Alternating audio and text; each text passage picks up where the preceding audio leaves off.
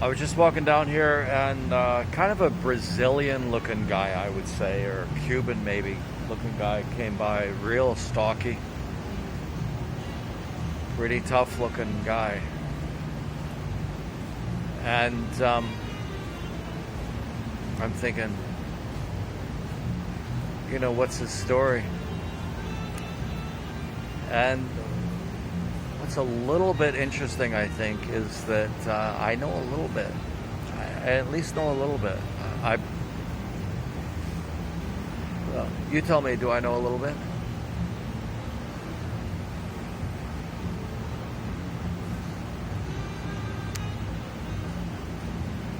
This is the entrance to, I think, probably one of the most multicultural places in Taipei, in Taiwan. And it used to be a soccer stadium on the other side of this. Oh my God, look at this.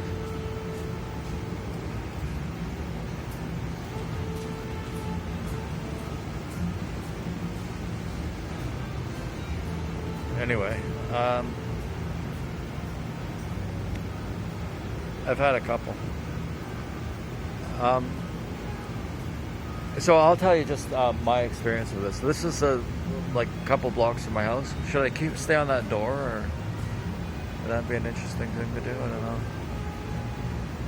Probably not. What would be? It just occurred to me. These seats are some of the most comfortable seats in the world, if you ask me. They're probably elementary school seats. They're too small, and yeah. Anyway, have a look at it. But they happen to be just outside the bathrooms at Yanshan Station. It's a little kinky to be sitting around here. Although, by God, at my age, I don't mean anything by it. Anyway, that's part of the story. So, yeah, we came here a long time ago. We came here when I think there were only about 2 stores open. And we were really concerned about this little piece of property because it was gorgeous before this was built, and we didn't want anything built here. If you went right straight from here, what you come into is like a huge, not a huge, but a pretty good sized stadium. Very well utilized now, but it was a traditional sort of soccer stadium, baseball stadium kind of thing for years. Oh my God! Actually, when I think about it, the history of this place is incredible. Anyway, we were really concerned about what was going to happen here, and we came when there was like one steak place open, and we sort of grit our teeth and paid a little bit too much for a steak. And to order a steak without a good glass of red wine you might as well not do it. To order a glass of red wine without a good steak, you might as well not do it. Kind of what I think, unless it's a good fatty steak and you got it like with kimchi and stuff. A few potatoes to absorb a bit of the fat's flavor. Sort of lean meat steaks that they charge so much now here. Probably everywhere. Crap. Anyway, we came here. We got one of those crappy steaks. If you ask me, sorry. I need to take this back at some point, but yeah, I wasn't really that impressed. But the guy who owned the place was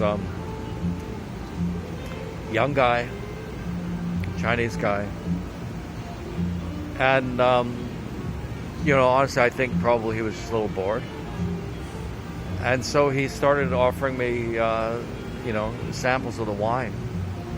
And at that time, I was really into it. I couldn't get it.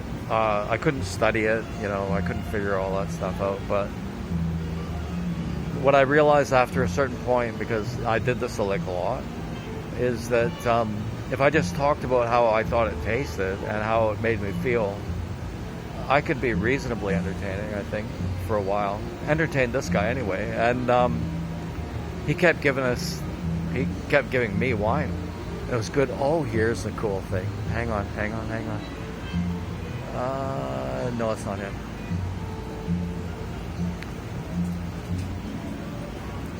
No, it's not him. And we got talking to him, and what we discovered was that the plan for this place, and this guy knew because he was the neighbor in Singapore of the guy who put up the cash for this. This was a joint effort between the city government of Taipei and, according to the guy that we talked to,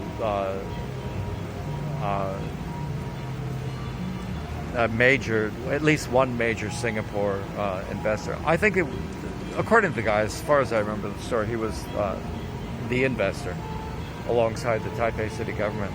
And this place is fucking expensive. Way. I wouldn't say too expensive considering the facilities that we got. But in terms of, which, obviously this is not a really good view of the facilities we got, but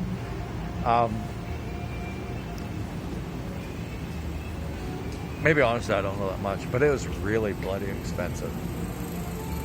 And there was a lot of huffing and puffing about this.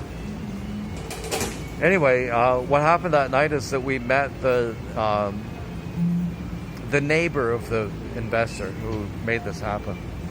And it is, I think, probably for sure, the most multicultural place in Taiwan, I would probably guess.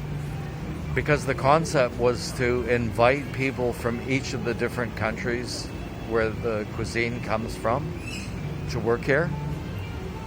And you've got like masala,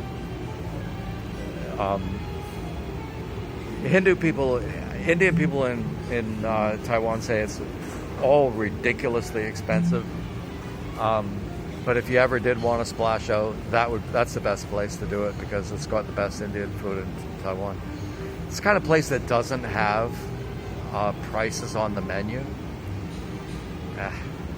But there's it's like a British fish and chip place here that has the guy that worked there worked in London running a fish and chip place, or working in a fish and chip place for like 10 years. And then his story was he came here, he put up with the cold and everything there, and then he came here and put up with the heat. Oh, I saw him, like, can you imagine deep frying fish when it's 35 degrees? And I don't really had any air conditioning.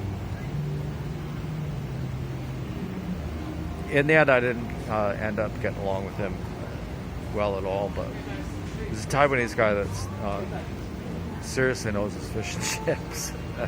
And he's got a restaurant here.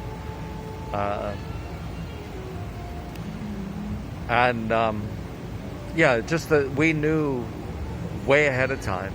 This place is right beside my house. We knew way ahead of time that this was going to be a serious multicultural center. So obviously, we're into this stuff, so we observe it. And if I could relate it to the broader world in any way, I think that what we're all going to have to face is that the changes that are going to be brought about by artificial intelligence and robots is that everybody's going to be out of a job. Well, I can tell you one way that people are getting jobs, and that's designing beautiful interiors, at least around here.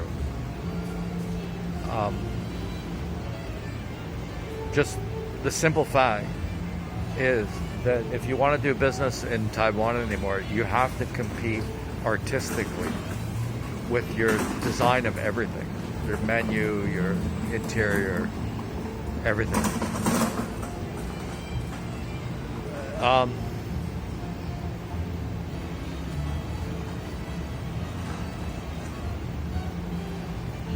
I don't know where this story began or where it's headed, but and so it's really interesting to observe the dynamic, because there's a Cuban guy who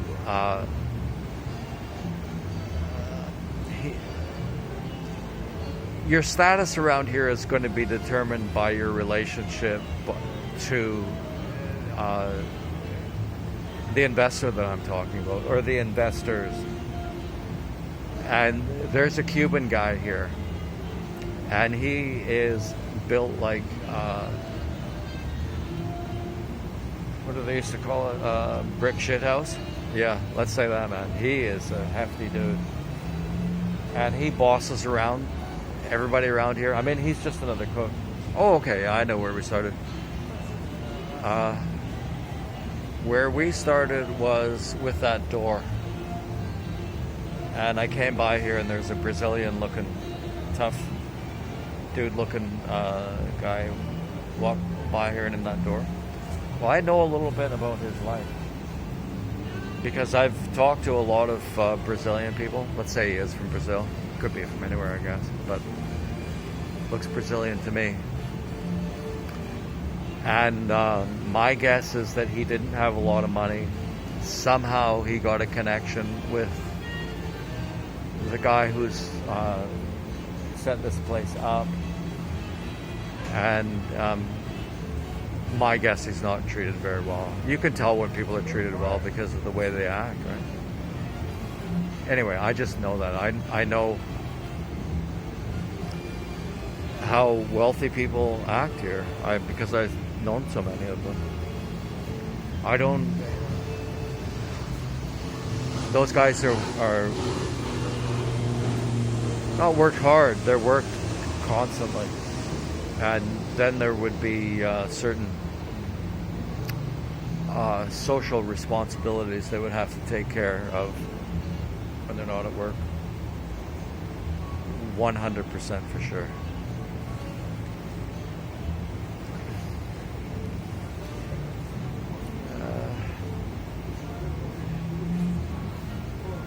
What else do I know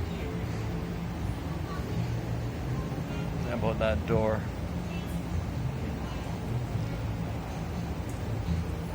Yeah, here's something actually. The guys who walk through that door, and they're all guys. That just occurred to me. They cook a lot of amazing food, man. We got in the habit of eating really good food when other people paid for it, and then other people stopped paying for it, and we had to buy our own.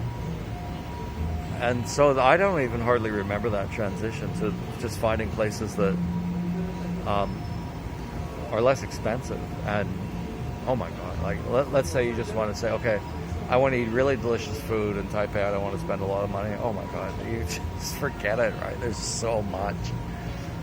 I don't really recall that transition really well. From eating food that other people gave us, food that we paid for, and the thing about great restaurants is the atmosphere, right? The food isn't actually that much better. I mean, if you have champagne and orange juice, as in good champagne and really good orange juices and strawberries, dude, you got to do this, okay? Fresh strawberries, really dry champagne, and a tart orange juice before you eat anything else.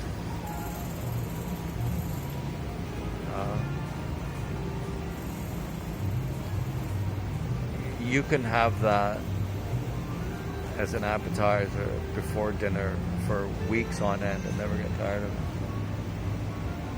Anyway, so there's a salute to the Brazilian guy that walked into this place, walked through that door. 14 minutes and 56 seconds ago.